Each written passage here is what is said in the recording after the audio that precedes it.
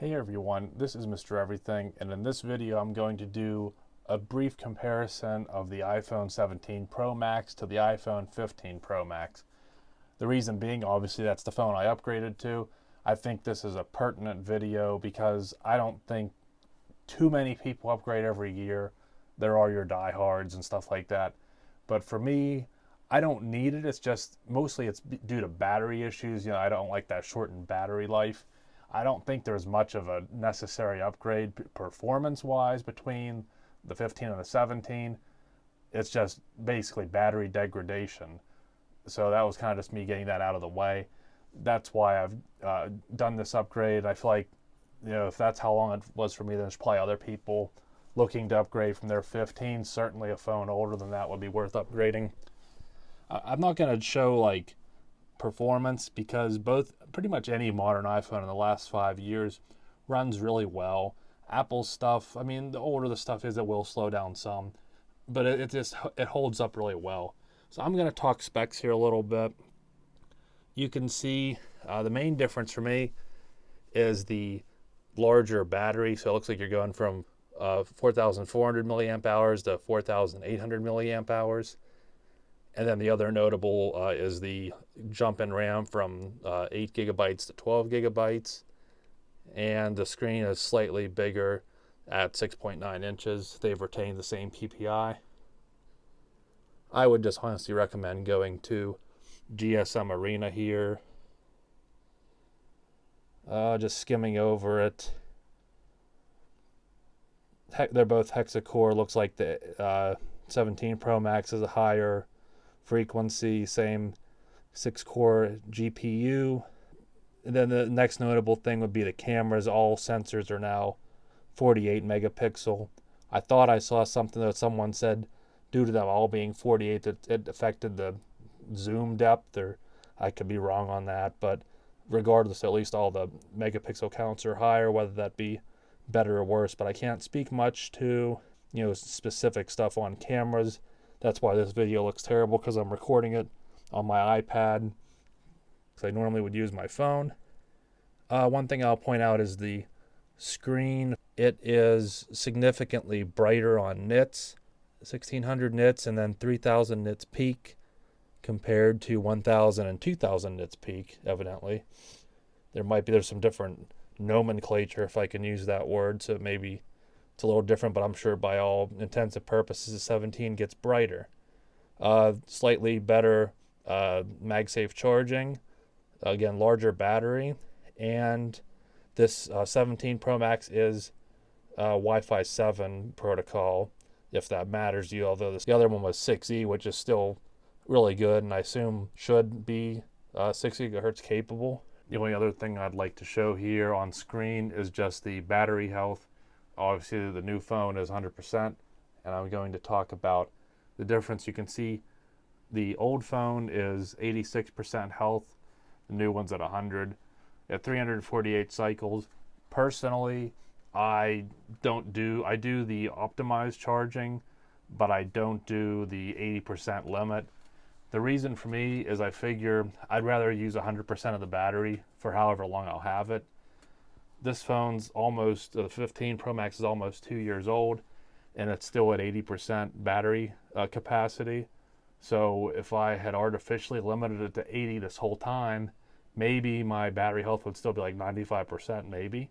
But I've always limited it to 80% of that charge, so I figure I'd rather just have that full amount and use it all at once. Now with the new phone, even if I did charge it to 80, it's still having a larger capacity.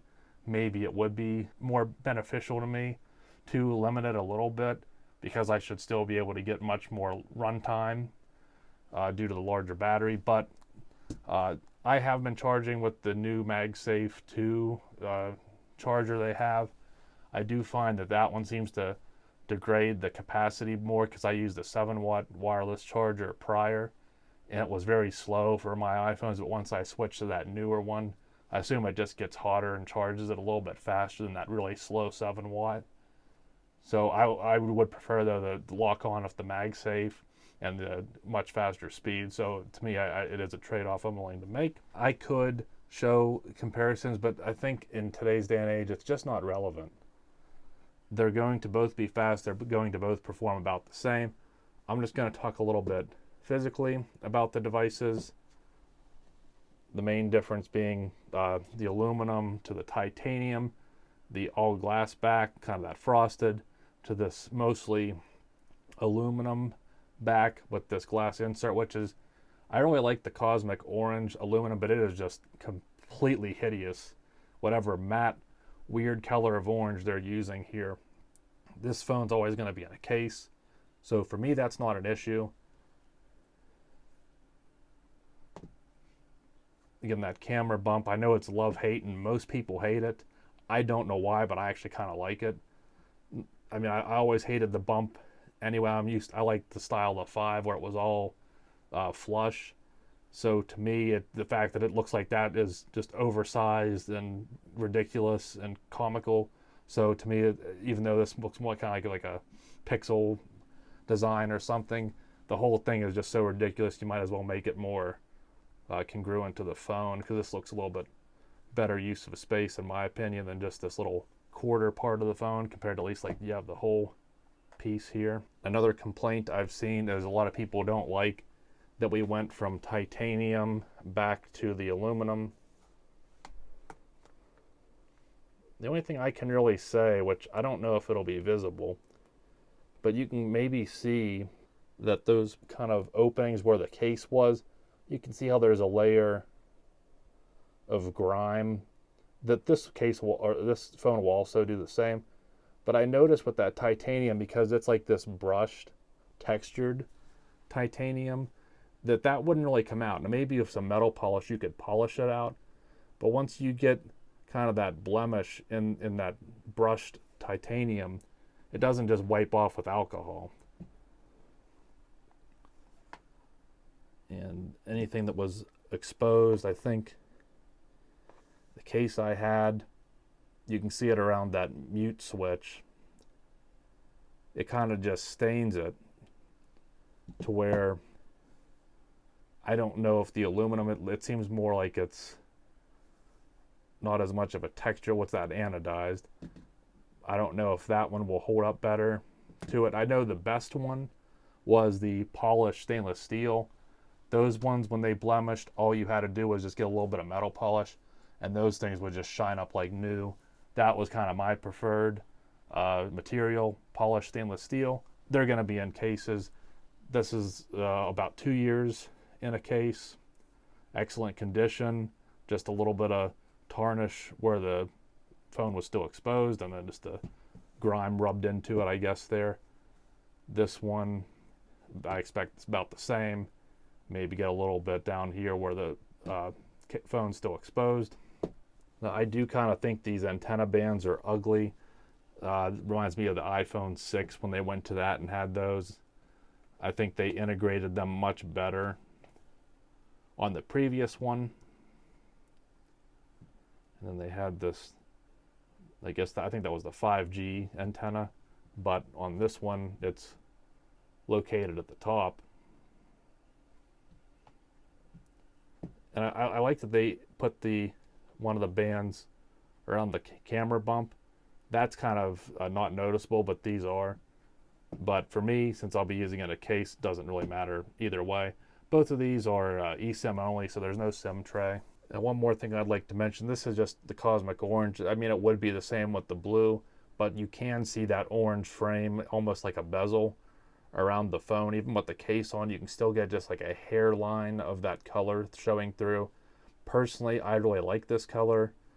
I know it's kind of like a love or hate, but I actually like it. So you can see that though, to where, you know, a more muted color, it kind of blends in off the screen. So just be aware of that. If you do like this color and you want to get this, just know that you will see it on the front of the phone. Kind of reminds you of the color of the phone, which personally I don't really mind. And again, the Apple logo has been moved down, which is kind of less symmetrical. I mean, it is in the center of this glass portion, but it's not center relative to the phone. That's something I remember people were roasting Apple about when they came out with this. But with that being said, it'll be in a case. I think this is super ugly anyway, so I don't want to see it and I won't see it. So it's not the end of the world, but if you're one of those that run the phone with no case or no skin, that is pretty ugly, especially on this color. I mean, this is awful. This is really good looking. That's really bad looking. If they sold the phone in black, I don't know if I would have gotten that, or space gray, whatever Apple likes to call stuff to be different. But I thought this color was almost a joke. But when I saw it like firsthand in real lighting, those influencer videos, it looks like a copper to me. I really like the way it looks. It's that anodized look. It just has depth, and it has more. It kind of makes it like you're looking at a piece of metal compared to these. It just looks more like a paint job, even though this is glass. But I think you get the point. It's kind of unique. So even though it's kind of a ridiculous color, I kind of like it. It just looks like copper or something to me. And I think I'll leave that there. I could show camera comparison, but both of them are good. Speed-wise, I'm not really a heavy phone gamer. I'm really not doing editing. I mostly would do it on my MacBook, maybe on my Mac Mini, maybe on my iPad. I might edit a short or something on the phone, but beyond that, they're both probably going to perform very similarly. Stuff like that, personally, I don't see a need to upgrade from the 15 to the 17 unless you need battery. If you need battery, you really want that 0.2 inches. You really want the orange color. Beyond that, I just don't see why you would need to upgrade. They're both fine phones. For me, it was just a matter of battery health. It was getting to where every day I'd be down to 30 or 20, and then if I would forget to charge it overnight or something, then I got to rush to get a fast charger or something. To where this, I'm finishing the day with 60 to 50%. So if I would forget, I'd still have enough probably to get through another day, or I could charge it for 5 minutes and be probably back to 70% or something. So for me, it was just simply for a battery upgrade. Now, if you have an older phone, the 17 is the one to get. But I don't know, I just wanted to kind of give my take on the two phones. I didn't want to just be strict synthetic benchmarks and stuff. And even we've all seen all the videos where you compare the app speed and everything. I just kind of wanted to talk about the differences of the phone, how I perceive it. Maybe that'll be helpful to someone. Otherwise, I'm going to be trading this phone in, so I will do a video showing how to do the trade-in. And it's a different kit than it was in the past, so I've had some people mention that. So I will show the new version of that, and I can continue to do any videos on the 17 Pro Max or some cases or something if there's any interest. So hopefully there was something in there you found helpful, or at least could compare the two. Thanks for watching, and you'll see me in the next one. Have a good one.